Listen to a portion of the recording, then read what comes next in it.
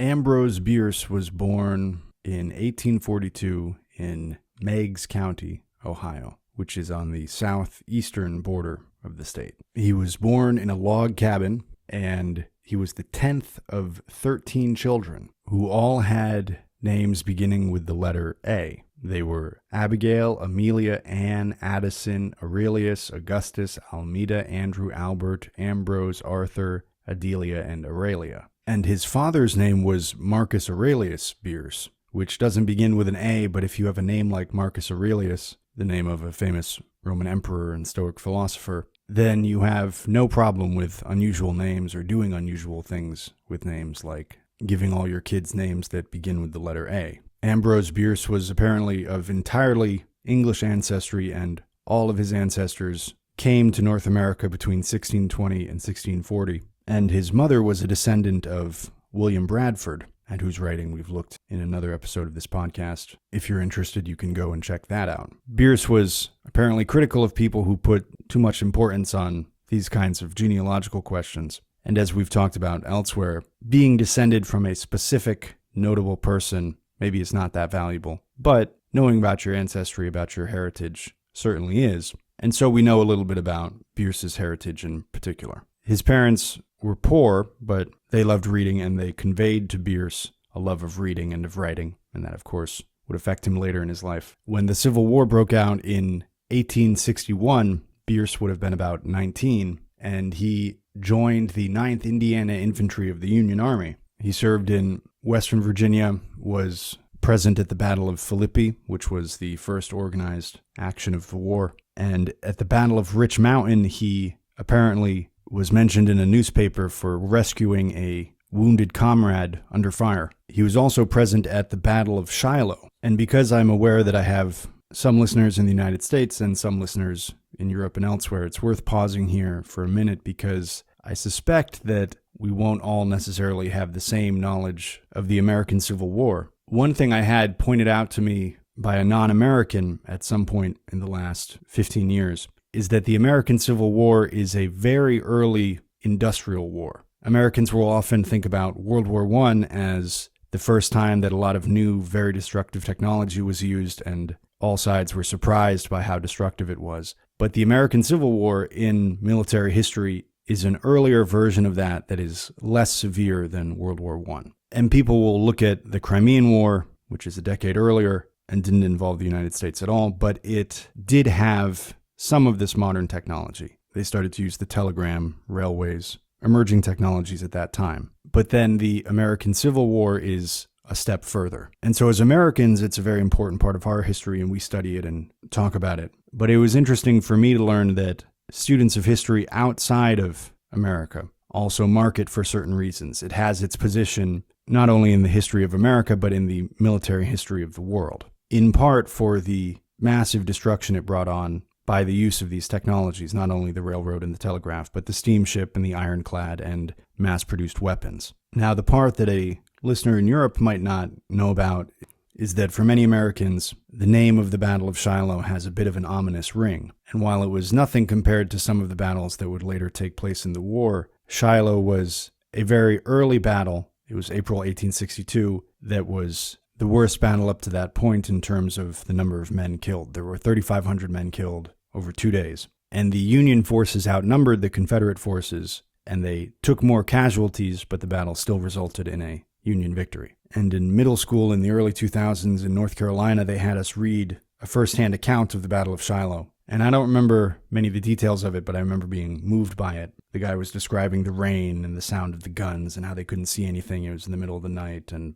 all of this matters because Ambrose Bierce would go on to write a lot of horror stories, some of them having to do with the Civil War. And he also wrote a memoir called What I Saw of Shiloh, which was focused on this event in particular. And also, as we'll see, he was a bit of a misanthrope.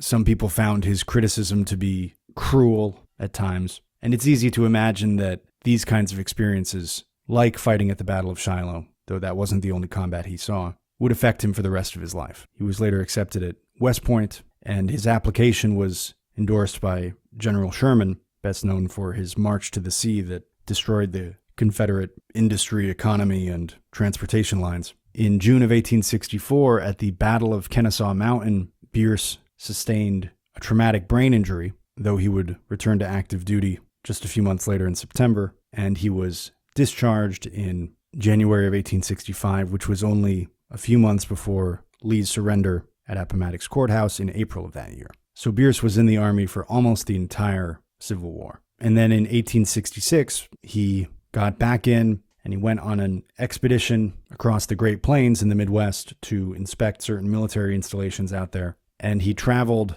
by horseback and wagon from Omaha, Nebraska to San Francisco, California, which is a long way. And he was given the rank of brevet major before resigning. And a brevet is kind of a qualifier that means you may not necessarily have all the authority of that rank, or you may not have it permanently. So it's sort of a qualified major. But a major is an officer's rank. So before he left, he was an officer of some kind. He then stayed in San Francisco for a while, and he made a name for himself as a contributor and editor of newspapers and magazines. He also lived and wrote in England from 1872 to 1875, writing for a magazine out there called Fun. After that, he went back to San Francisco, and he worked for a little while as a local manager for a New York mining company in the Dakota Territory, which was the area that later became the states of North and South Dakota. But eventually that mining company failed, and he returned to San Francisco and went back to journalism. And he continued writing until he was one of the most influential journalists on the West Coast. And because I like to connect these guys together when I can,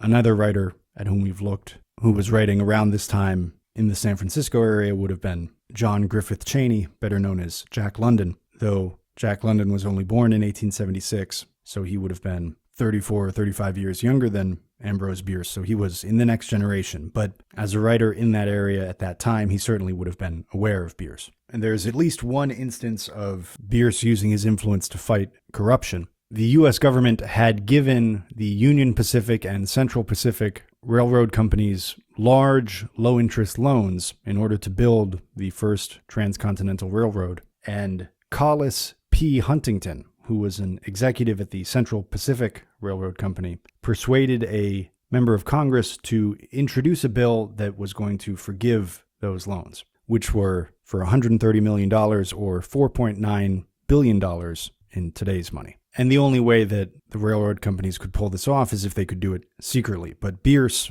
went to Washington and started to make trouble about this issue. And apparently the executive, Huntington, confronted Bierce on the steps of the Capitol building and told him to name his price, meaning he would buy off Bierce also. Bierce's answer apparently ended up in newspapers across the country. He told him, quote, "My price is $130 million.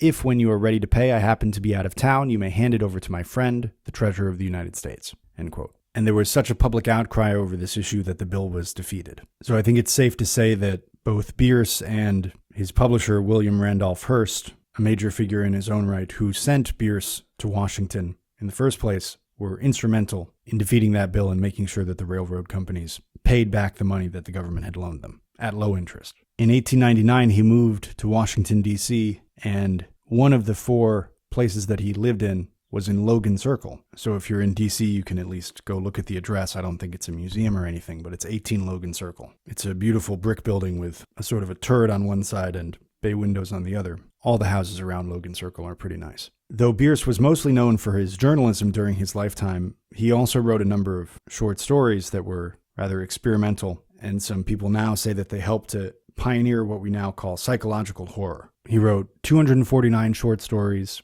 846 fables, and then another 300 or so stories about a funny character named Little Johnny. Probably the best known of his short stories is called An Occurrence at Owl Creek Bridge. And when I was reading that one, I realized that among the most striking episodes of The Twilight Zone that I ever saw was a rendition of this story. So if you go and read that one, you might recognize it from somewhere. And of Bierce's horror writing generally, or the stories that could be categorized that way, the great horror writer Howard Philip Lovecraft called Bierce's fictional work, quote, "grim and savage," end quote, and he praised it generally. And William Dean Howells, an American literary critic and novelist and short story writer, and also the editor of The Atlantic magazine for a long time, said, quote, "Mr. Bierce is among our 3 greatest writers," end quote. And Bierce graciously responded, quote, "I'm sure Mr. Howells is the other 2, end quote. And H.L. Mencken,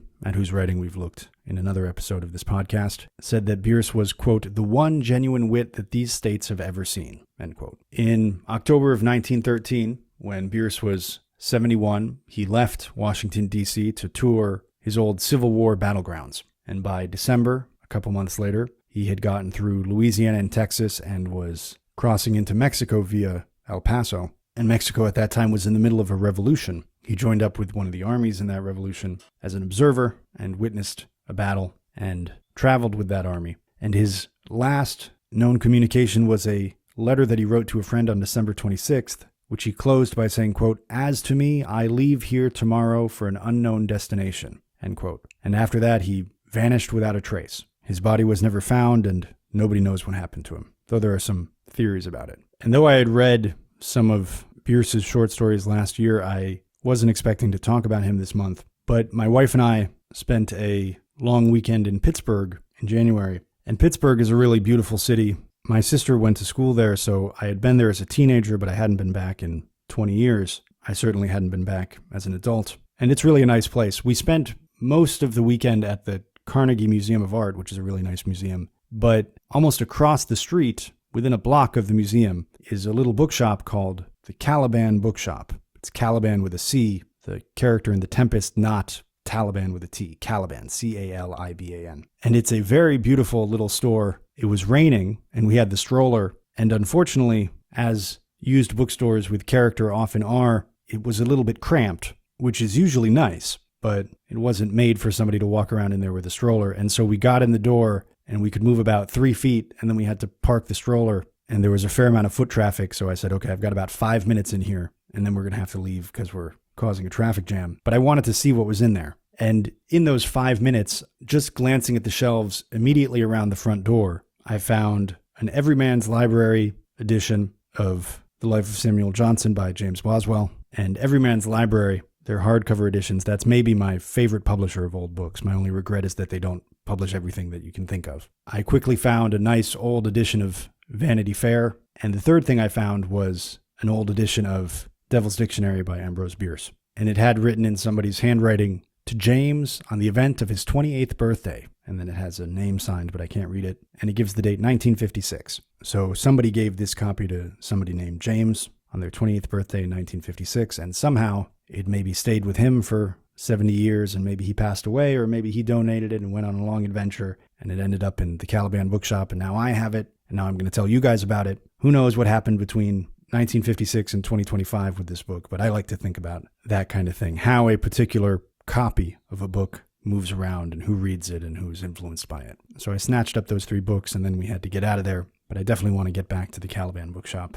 when I can, when I don't have a stroller and I can spend a little more time in there. But the Devil's Dictionary is a dictionary. It's in alphabetical order, and it's just a whole bunch of entries for different words. But the descriptions are a little bit pointed or funny or insightful. It's not a normal dictionary. And these were originally published as individual one-off entries that were put separately in the newspaper, or most of them were, or some number of them were. And then they were compiled into a book, first called the Cynic's Word Book, published in 1906. And then it was published again in 1911 under the title The Devil's Dictionary. So this would have been toward the end of Bierce's life, in that period when he was living in Washington, though maybe some of the entries he had written much earlier. And a lot of the entries are just funny, or they're teasing someone or a profession or a type of person, or people generally. But some of them reflect a more subtle knowledge of politics and philosophy. And this book is fun because you don't have to sit down and read it for a long time. You could just read one entry and then set it down, and you won't forget where you were when you pick it up again. Or if you have a house guest and they're sitting and waiting for you to make some food, to have a copy of this on the bookshelf or the coffee table. This is an easy book to browse without reading the whole thing. It's thought-provoking without needing a tremendous amount of your attention in a given sitting. And I'm going to read a few of these that stood out to me for one reason or another. The entry for abnormal reads, quote, adjective, not conforming to standard. In matters of thought and conduct, to be independent is to be abnormal. To be abnormal is to be detested, end quote. So in matters of thought and conduct, to be independent is to be detested. The entry for absolute reads, quote, independent, irresponsible. An absolute monarchy is one in which the sovereign does as he pleases, so long as he pleases the assassins. Not many absolute monarchies are left, most of them having been replaced by limited monarchies, where the sovereign's power for evil and for good is greatly curtailed, and by republics, which are governed by chance." End quote. I thought that was a pretty good interpretation of an absolute monarchy, that the monarch is free to do as he wants as long as he does what the assassins want, the people who might kill him. And then he describes republics as being governed by chance. And a number of the entries have to do with rhetoric, with the way that a certain word is used or the way that we might use a word ourselves. So the entry for absurdity is, quote, "Noun, a statement or belief manifestly inconsistent with one's own opinion," end quote. So what you would call an absurdity, if you'd say that's an absurdity, all you're saying is that that's different from your opinion. Or rather, that's what you really mean. The entry for accordion reads, "Noun, an instrument in harmony with the sentiments of an assassin," end quote. So I guess Bierce didn't like the accordion very much. I kind of like the accordion, but I also don't hear it very much. So maybe at that time it was more common to hear and it was kind of annoying. The entry for appetite reads, quote, "Noun, an instinct thoughtfully implanted by providence as a solution to the labor question," end quote. So God gave man an appetite, and I think here he's talking about an appetite for food, so that he would have to work. The appetite is the answer to the labor question. Who's going to work, or why should we do work? Because we get hungry and we need to eat. And some of them are just sort of funny, as I mentioned. For example, the entry for armor reads, quote, "Noun, the kind of clothing worn by a man whose tailor is a blacksmith," end quote. And another in the same category is absurdity. These examples of how we use words in a certain way to talk about things we don't like. The entry for bore, B-O-R-E, reads, quote, "Noun, a person who talks when you wish him to listen," end quote. The entry for boundary reads, quote, "In political geography, an imaginary line between two nations, separating the imaginary rights of one from the imaginary rights of the other," end quote. So this shows a bit of a cynical view that rights are not God-given or some kind of sacred thing. They're just imaginary. And this results in an interesting definition of a boundary, that on one side of the boundary, one country has imaginary rights, that if soldiers move across that boundary, the other country has the right to shoot them. But this is entirely an imagined agreement by the two parties. The two sides say, your rights go up to this line, and you have rights on your side of the line that I don't have, and I have rights on my side of the line that you don't have. And I forgot to mention, this dictionary is also studded with poetry that Bierce wrote and put under various made-up pen names. And they're often funny or creative in some way, or they have some kind of twist. And the entry for Commonwealth has one such poem that we can read. The entry reads, quote, "An administrative entity operated by an incalculable multitude of political parasites, logically active, but fortuitously efficient." And the poem reads, "This Commonwealth's capitol's corridors view, so thronged with a hungry and indolent crew of clerks, pages, porters, and all attachés whom rascals appoint and the populace pays, that a cat cannot slip through the thicket of shins, nor hear its own shriek for the noise of their chins. On clerks and on pages and porters and all, misfortune attend and disaster befall. May life be to them a succession of hurts. May fleas by the bushel inhabit their shirts. May aches and diseases encamp in their bones, their lungs full of tubercles, bladders of stones.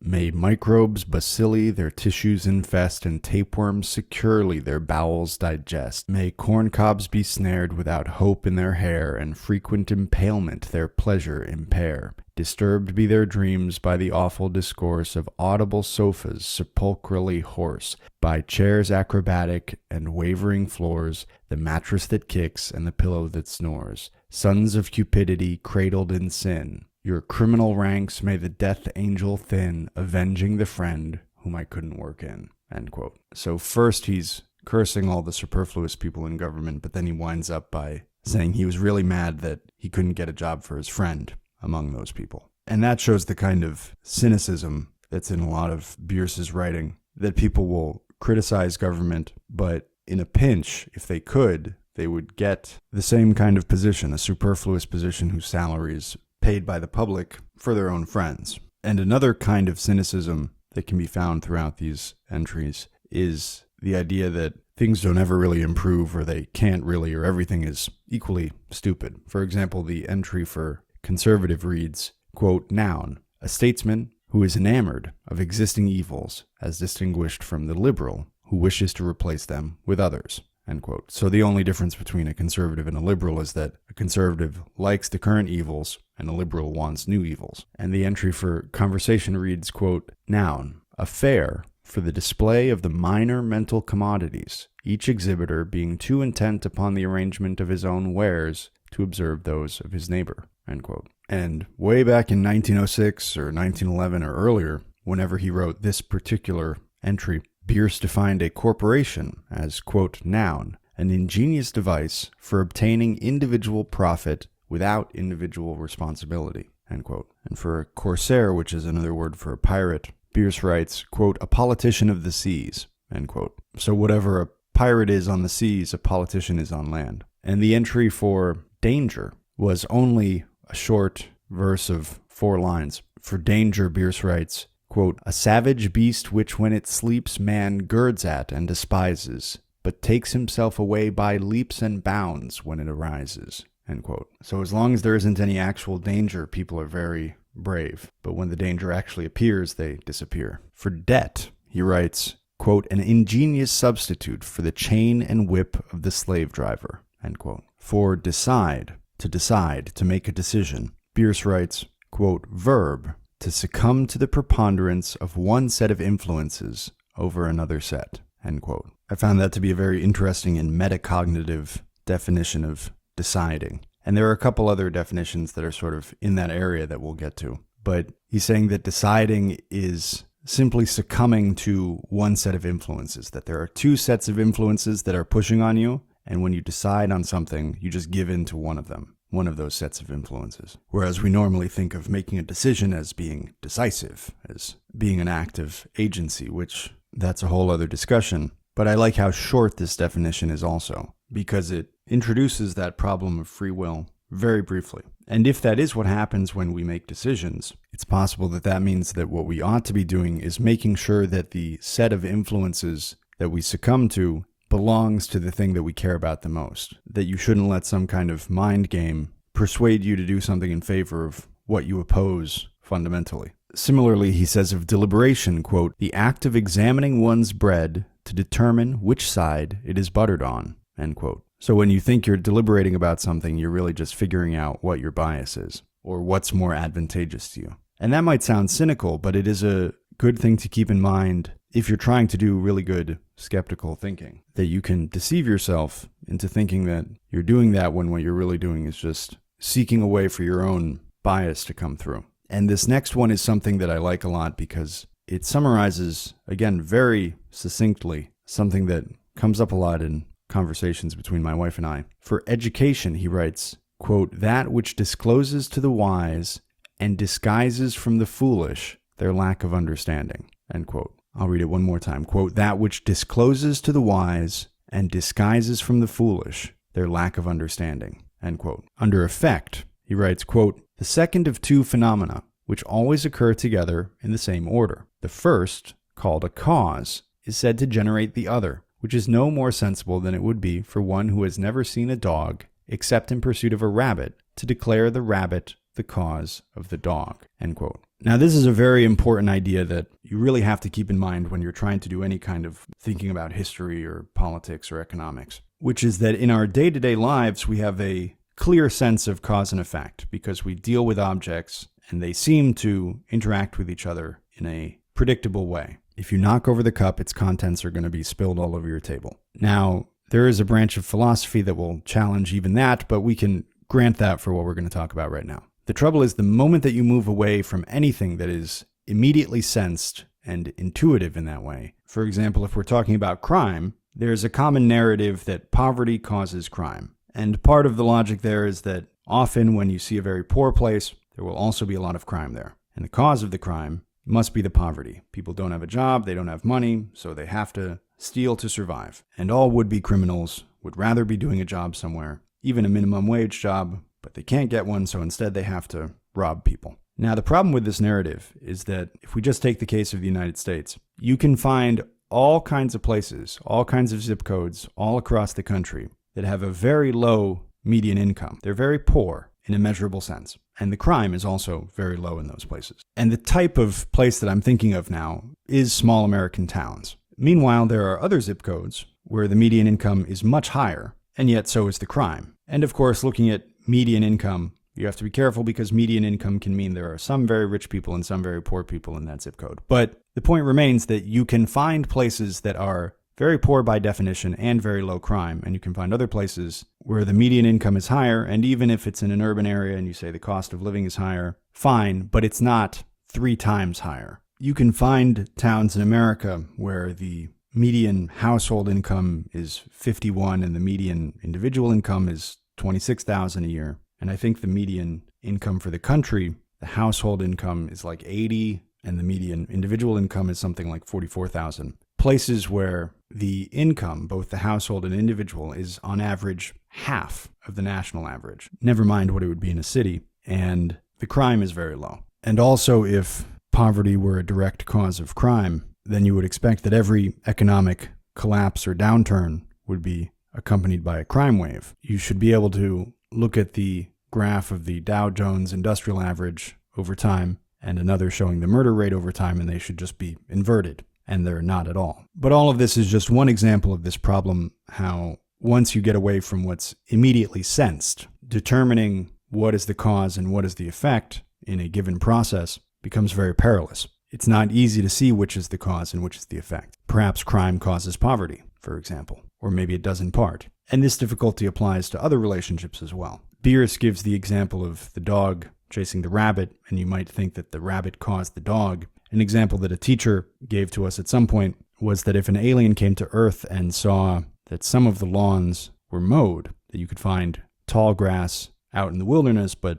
most of the time where there was a house, there was also short grass, he might think that the short grass caused the house. Or you could say, if there was a lawnmower in the garage and there were short grass outside on the lawn, he might think that the short grass caused the lawnmower. And again, this shows how our intuition for cause and effect maybe is reasonably good for things that we experience directly, regularly, but we can't place so much trust in that immediate intuition for larger scale things. And that's what Bierce was getting at here. At one point he writes, quote, "Beauty in women and distinction in men are alike in this. They seem to the unthinking a kind of credibility," end quote. And here's another more philosophical one. For existence, he again writes a verse of 4 lines, quote, "A transient, horrible, fantastic dream, wherein is nothing, yet all things do seem, from which we're awakened by a friendly nudge of our bedfellow death, and cry, 'Oh fudge,'" end quote. He defines a ghost as, quote, "the outward and visible sign of an inward fear," end quote. He says that a harangue is, quote, "a speech by an opponent who is known as a harangutan," end quote. He says a historian is, quote, "a broad gauge gossip," end quote. Somebody who's willing to gossip about all kinds of things. And he defines impartial as being, quote, "unable to perceive any promise of personal advantage from espousing either side of a controversy or adopting either of 2 conflicting opinions," end quote. So a person is impartial when they can't see any advantage to be gained from taking either side. He defines labor as, quote, "one of the processes by which A acquires property for B," end quote. And that might be a useful way to distinguish labor from industry, or labor from work, maybe. Not that we have to use the word labor this way, but labor could be working for someone else's profit. He defines logic as, quote, "the art of thinking and reasoning in strict accordance with the limitations and incapacities of the human misunderstanding. The basic of logic is the syllogism, consisting of a major and a minor premise and a conclusion. Thus, major premise, 60 men can do a piece of work 60 times a week as quickly as 1 man. Minor premise, 1 man can dig a post hole in 60 seconds. Therefore, conclusion, 60 men can dig a post hole in 1 second. This may be called the syllogism arithmetical, in which by combining logic and mathematics, we obtain a double certainty and are twice blessed," end quote. And that one is both funny and useful because, again, with that sensible, that sensed example, that example that we can see, we can perceive immediately that it's ridiculous. But we often try to use logic about things that we can't see or we can't sense in any way. And we may well be very carefully and thoroughly using exactly this kind of goofy logic, of which Bierce gives an example here, without being aware of it. And that's one of the reasons why you have to be skeptical even of logic. You have to be skeptical of your senses and of logic and reasoning, because both can deceive you in different ways at different times. For mind, he writes, quote, a mysterious form of matter secreted by the brain. Its chief activity consists in the endeavor to ascertain its own nature, the futility of the attempt being due to the fact that it has nothing but itself to know itself with, end quote. Of the multitude, he writes, quote, a crowd, the source of political wisdom and virtue. In a republic, the object of the statesman's adoration. In a multitude of counselors there is wisdom, saith the proverb. If many men of equal individual wisdom are wiser than any one of them, it must be that they acquire the excess of wisdom by the mere act of getting together. Whence comes it? Obviously from nowhere. As well say that a range of mountains is higher than the single mountains composing it. A multitude is as wise as its wisest member, if it obey him. If not, it is no wiser than its most foolish. End quote. And he gives an entry for Pyrrhonism. And something worth mentioning generally is that Bierce was also pretty well read. In this book alone, he mentions Herodotus, Samuel Johnson, Desiderius Erasmus, Aristophanes, Francis Bacon, Samuel Taylor Coleridge. There's a passing reference to the Batrakamyamachia, the War of the Frogs and Mice, which is a kind of parody of the Iliad. And it's not exactly clear when it was written. Initially, they thought it was Homer, and then they thought it was 5th century BC. And now some people think it might have been written under the Roman Empire, which would have been the first few centuries AD. But Bierce mentions it. And he also has a knowledge of Islam that is unusual for writers at that time. He knows what a Huri is. He knows who the ulema are. And he uses these terms. He also uses the word imam, but maybe that's a little more ordinary. And since 9/11, it's become more common in the United States to know about these words, though most people still don't, and that's fine. It doesn't really apply to their lives. But Bierce was writing 120 years ago or so. And along the line of more learned references, he has an entry for Pyrrhonism, at which we've looked on this podcast. You can check out that episode if you haven't already. He defines Pyrrhonism, quote, an ancient philosophy named for its inventor. It consisted of an absolute disbelief in everything but Pyrrhonism. Its modern professors have added that, end quote. And that's a little bit tongue-in-cheek, but it's not a terrible summary in so few words. And under rational, he writes, quote, devoid of all delusions save those of observation, experience, and reflection, end quote. And that's one of my favorites